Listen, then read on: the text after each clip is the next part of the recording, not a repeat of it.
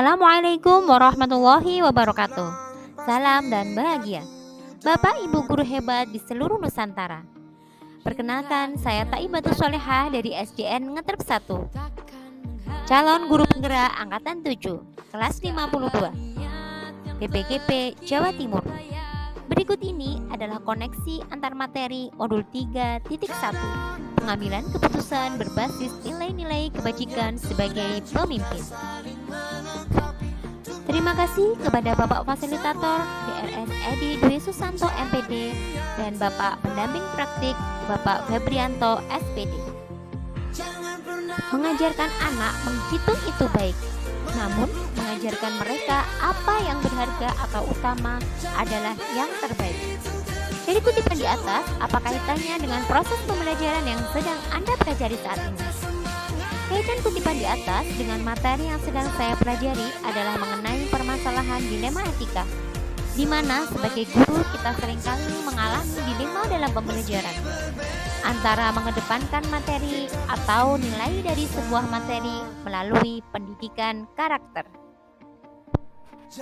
Bagaimana nilai-nilai atau prinsip-prinsip yang kita anut dalam suatu pengambilan keputusan dapat memberikan dampak pada lingkungan kita? Nilai-nilai dalam suatu pengambilan keputusan yang saya anut yaitu pengambilan keputusan harus dapat dipertanggungjawabkan serta berpihak pada murid. Hal tersebut juga diharapkan dapat memberikan dampak positif untuk lingkungan sekolah. Terciptanya lingkungan yang aman, nyaman, tanpa adanya perselisihan. Bagaimana Anda sebagai seorang pemimpin pembelajaran dapat berkontribusi pada proses pembelajaran murid dalam pengambilan keputusan Anda? Saya sebagai seorang pemimpin pembelajaran, maka saya dapat mengkontribusi dalam menuntun siswa untuk dapat tumbuh sesuai dengan kodratnya, sehingga melalui merdeka belajar, siswa dapat mendapatkan kebahagiaannya. Setiap pengambilan keputusan dalam pembelajaran harus dapat mengutamakan kebutuhan murid.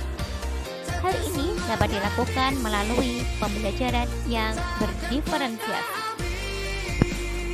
Menurut Anda, apakah maksud dari kutipan ini jika dihubungkan dengan proses pembelajaran yang telah Anda alami di modul ini? Jelaskan pendapat Anda. Maksud kutipan ini jika dihubungkan dengan proses pembelajaran pada modul ini memberikan pengetahuan bahwa dalam mengambil keputusan yang berhubungan dengan persoalan dilema etika, maka harus mengedepankan nilai-nilai kebajikan universal, dapat dipertanggungjawabkan dan berpihak pada murid. Kutipan tersebut merupakan salah satu contoh dilema etika yang dapat diputuskan melalui 9 langkah pengambilan keputusan. Bagaimana filosofi Ki Hajar Dewantara dengan Pratap Triloka memiliki kaitan dengan penerapan pengambilan keputusan sebagai seorang pemimpin? Seorang pemimpin yang dihadapkan dengan persoalan dilema etika, maka dalam pengambilan keputusannya setidaknya harus berpedoman pada filosofi Ki Hajar Dewantara dengan Pratap Triloka pendidikan, yaitu Engarso Sungtulodo. Seorang pemimpin harus dapat menjadi teladan, contoh kebajikan yang patut ditiru. Engadyo Mangunkarso. Seorang pemimpin harus mampu memberdayakan, menyemangati, membuat orang lain memiliki kekuatan, kemampuan, tenaga, akal, cara dan sebagainya demi kualitas diri mereka. Tutwuri Handayani. Seorang pemimpin dapat mempengaruhi, memelihara dan memprovokasi kebajikan serta kualitas positif agar orang lain bertumbuh lebih maju. Bagaimana nilai-nilai yang tertanam dalam diri kita berpengaruh pada prinsip-prinsip yang kita ambil dalam pengambilan suatu keputusan? Nilai-nilai yang tertanam dalam diri kita yaitu nilai-nilai kebajikan universal. Salah satu nilai tersebut adalah tanggung jawab. Maka, nilai tanggung jawab akan berpengaruh dalam menerapkan prinsip-prinsip pengambilan keputusan agar dapat tercipta keputusan yang mampu well-being atau menyejahterakan dalam ekosistem pendidikan. Bagaimana materi pengambilan keputusan berkaitan dengan kegiatan coaching yang diberikan pendamping atau fasilitator dalam perjalanan proses pembelajaran kita, terutama dalam pengujian pengambilan keputusan yang telah kita ambil? Apakah pengambilan keputusan tersebut telah efektif? Masihkah ada pertanyaan-pertanyaan dalam diri kita atas pengambilan keputusan tersebut? Hal-hal ini tentunya bisa dibantu oleh sesi coaching yang telah dibahas pada sesi sebelumnya. Salah satu tujuan kegiatan coaching yaitu menggali lebih dalam lagi mengenai potensi yang dimiliki oleh seseorang.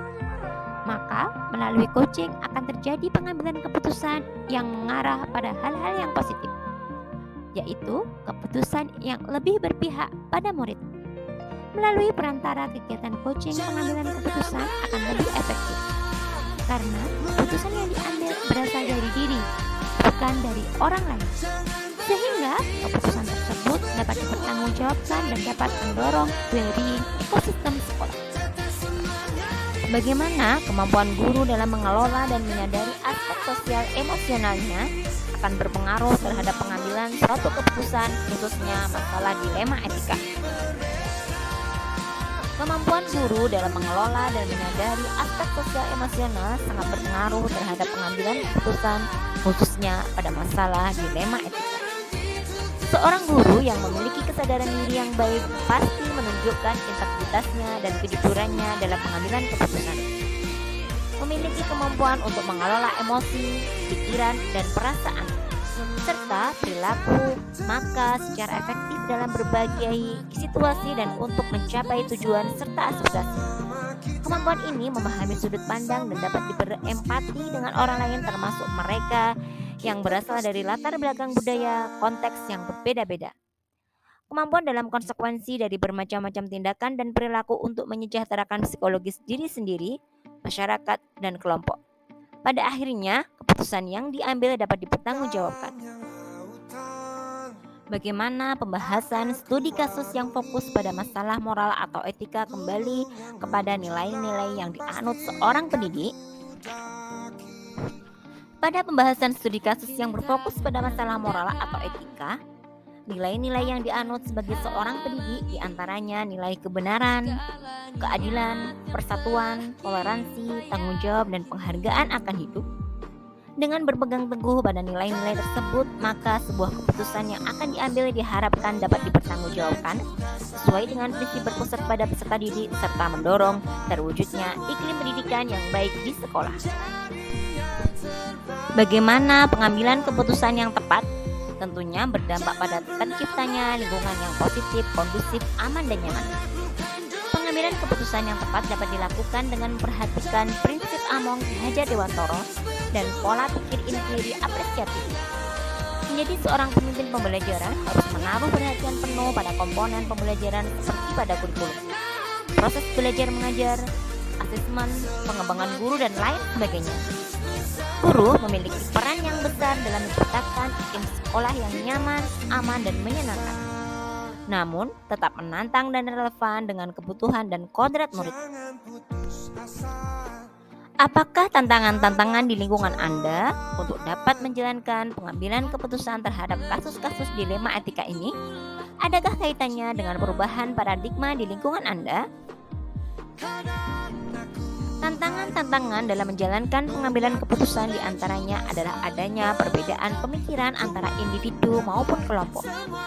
Dalam sebuah instansi, pasti terdapat kelompok yang pro dan kontra terhadap sebuah sistem yang dijalankan oleh pemangku kebijakan instansi.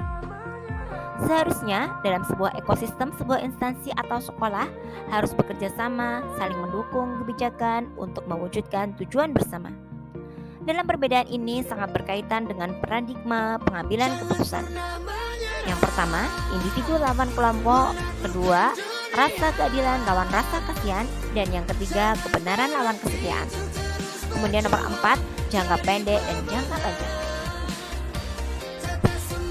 Apakah pengaruh pengambilan keputusan yang kita ambil ini dengan pengajaran yang memerdekakan murid-murid kita? Bagaimana kita memutuskan pembelajaran yang tepat untuk potensi murid kita yang berbeda-beda? Keputusan yang saya ambil berpengaruh terhadap pengajaran yang memerdekakan murid. Seperti keputusan bagaimana menyusun strategi pembelajaran yang dapat mengakomodir kebutuhan belajar siswa. Membuat keputusan pembelajaran yang tepat untuk potensi murid dapat kita awali dengan mengetahui setiap kebutuhan murid, yaitu kesiapan murid, minat, dan profil belajar murid. Jika sudah mengetahui ketiga unsur tersebut, selanjutnya dapat memutuskan strategi pembelajaran yang sesuai untuk mengakomodasi kebutuhan belajar siswa melalui strategi pembelajaran berdiferensiasi konten, proses, dan produk. Bagaimana seorang pemimpin pembelajaran dapat mengambil keputusan dapat memengaruhi kehidupan atau masa depan murid-muridnya? Seorang pemimpin pembelajaran seharusnya sudah terbiasa mengambil keputusan yang bijaksana. Pengambilan keputusan yang bijaksana memperhatikan nilai-nilai kebajikan universal. Tanggung jawab dan keputusan tersebut haruslah berpihak pada murid agar kehidupan masa depan murid dapat terpenuhi dengan baik. Pemimpin pembelajaran harus mampu menciptakan iklim pembelajaran yang sesuai dengan kehidupan anak-anak, agar mereka dapat belajar dengan nyaman dan bahagia sebagai bekal hidup di masyarakat. Apakah kesimpulan akhir yang dapat Anda tarik dari pembelajaran modul materi ini dan keterkaitannya dengan modul-modul sebelumnya?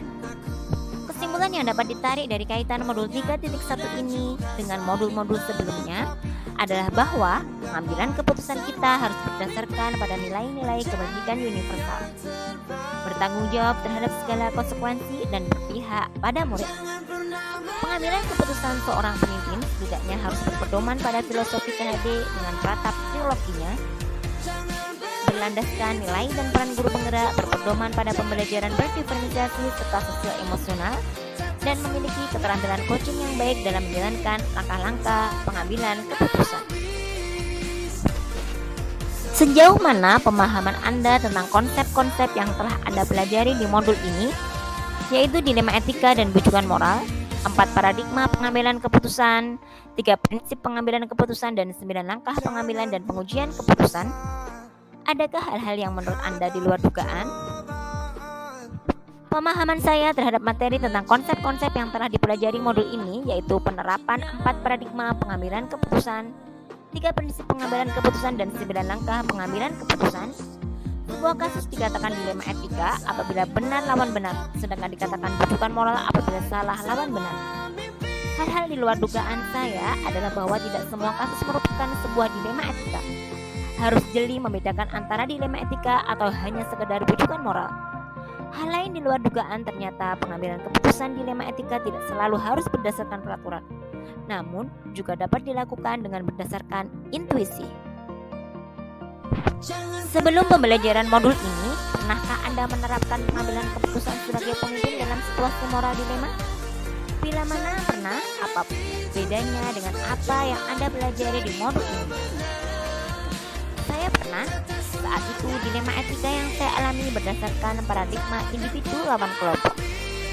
Saat itu saya hanya mengandalkan keputusan hasil akhir yang di sekitarnya tidak merugikan kedua belah pihak. Setelah saya mempelajari modul ini, ternyata sebuah kasus dilema etika perlu diselesaikan dengan langkah-langkah pengambilan keputusan dan pengujian keputusan, agar apa yang diputuskan dapat dipertanggungjawabkan dengan baik. Bagaimana dampak mempelajari konsep ini buat Anda? Perubahan apa yang terjadi pada cara Anda dalam mengambil keputusan sebelum dan sesudah mengikuti pembelajaran modul ini?